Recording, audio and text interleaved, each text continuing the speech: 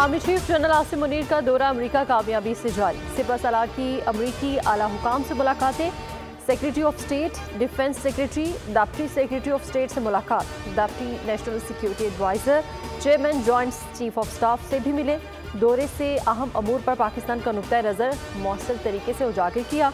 दोनों ममालिक के दरमियान मुख्तलिफ शोबों में ताउन बढ़ेगा।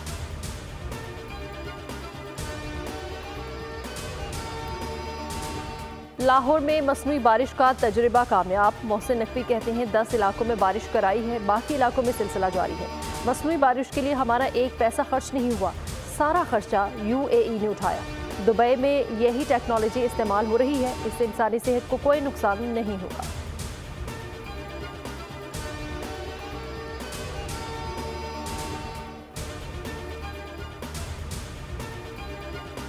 और IPP की सियासी महाज पर बड़ी कामयाबी। साबिक वफाकी वजीर हमायूं अख्तर IPP में शामिल।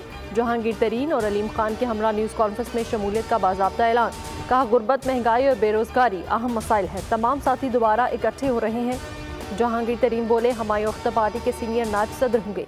अलीम खान ने वाज़ेह किया नून लीग से बात हो रही है, इत्तेहाद नहीं हुआ।